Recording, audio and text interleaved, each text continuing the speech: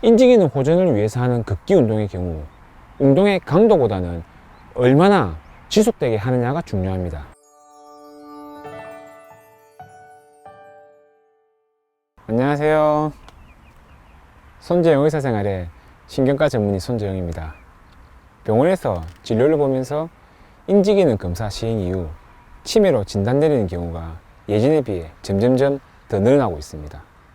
치매나 인지저하와 관련된 질병의 진단 이후 환자분들이 가장 많이 하시는 질문은 약을 먹는 것 이외에 인지기능 호전에 좋은 방법이 있을까요? 입니다.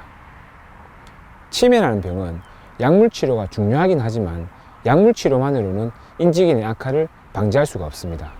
그래서 식생활, 운동, 두뇌 활동, 금주 등의 생활 습관 교정이 필요합니다.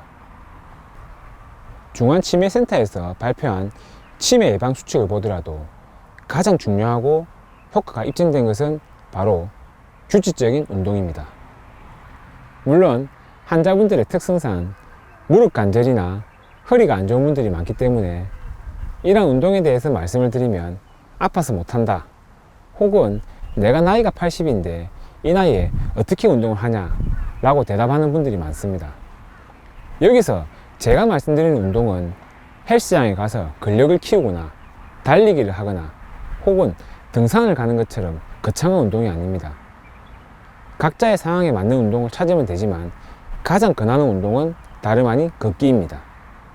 매일 일정한 시간을 정해서 규칙적으로 걷는 것은 인지기능 개선에 좋은 영향을 줍니다.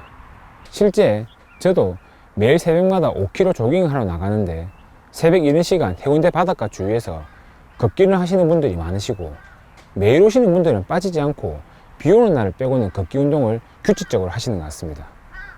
걷기는 단순히 기계적으로 걷는 것보다 배우자 혹은 가족과 같이 하는 여유로운 산책을 추천드립니다. 실제로 좋은 코스로 산책을 하시면서 아름다운 주위 풍경도 보시고 꽃구경도 하면서 걸으시는 게 좋습니다. 이렇게 말씀드리면 환자분들이 물어보는 게 또 있습니다. 어느 정도의 시간과 거리를 걸어야 할까요? 라는 질문입니다. 여기에 대한 제 대답은 목표를 정하지 말고 걸으세요 입니다. 그냥 걷는 것 자체를 즐기면서 시행하시고, 혹시라도 처음 걷는데 10분을 걸었을 때 허리나 다리가 불편하시면 그만하시고 스트레칭을 하고 나서 다시 걸으시면 됩니다. 이렇게 하시다 보면 10분이라는 시간은 조금씩 길어지고 걷는 거리 또한 늘어나게 될 것입니다. 걷는 시간과 중간에 쉬는 시간, 총 걷는 거리 등도 꼭 목표를 정할 필요는 없습니다. 운동의 시간이나 거리가 길수록 좋지만 본인의 상황에 맞춰 여유롭게 하시기를 추천드립니다. 무릎이나 허리 통증이 너무 심해 걷기가 힘들다고 하시는 분들도 계실 겁니다. 이런 경우에 등산 스틱이나 지팡이와 같은 보조 도구를 사용한 걷기를 추천드리며 꼭 양측으로 2개의 지팡이를 사용하시기 바랍니다. 한쪽만 지팡이를 사용하는 경우에 몸의 중심이 쏠리게 되어 팔과 다리, 척추의 쏠림 때문에 오히려 허리나 어깨, 목 통증 등이 발생할 수 있습니다. 지팡이를 사용한 노르딕 워킹에 대해서는 다음에 영상을 제작하겠습니다. 그럼 걷기 운동은 우리 뇌에 어떤 영향을 줄까요? 우리의 뇌에 있는 신경세포는 성인이 되고 나면 더 이상 만들어지지 않는다고 알려져 있었습니다. 하지만 1990년 후반의 연구에서 쥐들에게 규칙적인 운동을 시킨 결과 뇌에서 기억력을 담당하는 신경세포가 만들어졌다는 것이 발표되었습니다. 이후 사람을 대상으로 한 연구에서 어르신들이 규칙적인 유산소 운동을 시행하였고, 이러한 결과 해마의 크기가 커지고 기억력이 향상되었습니다. 해마는 특히 알츠하이머 치매 환자분들에게 기억을 저장하는 데 중요한 역할을 하는 부분입니다. 운동은 해마의 크기 증가뿐만 아니라 척두엽, 전두엽 등에도 금전적인 영향을 끼칩니다. 운동은 뇌로 가는 피의 양도 증가시킵니다. 성인의 뇌는 대략 1.5kg 정도이지만 심장에서 나오는 심박출량의 15%가 뇌로 올라갑니다. 이만큼 뇌의 대사나 영양 공급이 중요하기 때문에 몸무게 60kg의 성인을 기준으로 보았을 때 실제적인 무게는 우리 몸의 2.5%밖에 안 되지만 심박출량의 15%나 되는 많은 양의 피를 공급받는 겁니다. 운동을 통해 뇌로 가는 뇌 혈류량을 증가시킬 수 있고, 이는 직접적으로 뇌에 산소와 필요한 영양분을 공급해 줍니다. 이러한 결과 기존의 손상된 신경세포를 회복시키고 새로운 신경세포의 생성, 신경세포 간의 시냅스의 증가에 영향을 줘 결국 인지기능을 활성화시킵니다. 걷기는 인슐린 저항성을 낮추는 데도 도움이 됩니다. 인슐린 저항성이 증가되게 되면 혈당 수치가 상승되게 되고, 이러한 혈당 수치 상승은 당뇨병을 일으킬 수 있습니다.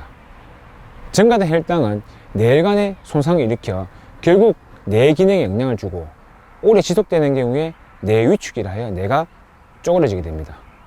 걷기 운동을 통해서 인슐린 저항성을 낮추면 이러한 혈당 수치를 감소시키기에 뇌를 보호하는 효과가 있습니다. 걷기의 중요한 효과는 세로토닌의 활성화에도 있습니다. 걷기를 하면 행복 호르몬이나 불리는 세로토닌의 농도가 증가되고 활성화되게 됩니다. 세로토닌의 농도 저하가 치매를 일으킨다는 연구 결과는 여러 차례 보고되었습니다. 걷기를 통해 세로토닌이 활성화되면 인지저하 악화나 치매가 악화되는 것을 막을 수 있고, 우울증도 호전되어 인지기능을 좋아지게 합니다. 걷기 운동은 이러한 다양한 작용을 통해 뇌를 보호하고 뇌 신경세포를 생성하고 인지저하 및 치매가 악화되는 것을 막아줍니다. 마지막으로 운동을 하실 때 또 하나 중요한 게 있습니다. 운동은 지속적으로 규칙적으로 하셔야 합니다. 인지기능 호전을 위해서 하는 걷기 운동의 경우 운동의 강도보다는 얼마나 지속되게 하느냐가 중요합니다. 연구에 의하면 52시간 이상 지속적으로 시행한 운동이 인지기능에 도움이 됩니다. 그러니 걷기 운동을 하실 때 일주일에 3회, 꾸준히 4개월 이상 하시는 것이 인지기능 호전에 도움이 됩니다. 지속적으로 실증나지 않고 안전하게 할 수 있는 걷기 운동을 꾸준히 하시기를 추천드립니다. 오늘은 인지기능이 저하된 분들께 가장 추천드리는 걷기 운동에 대해 알아보았습니다. 의지만 있으시면 쉽게 할 수 있는 걷기 운동을 꼭 규칙적으로 시행하여 우리의 뇌를 보호하시기를 추천드립니다. 오늘 내용이 도움이 되셨으면 구독과 좋아요, 알림 설정까지 부탁드립니다. 감사합니다.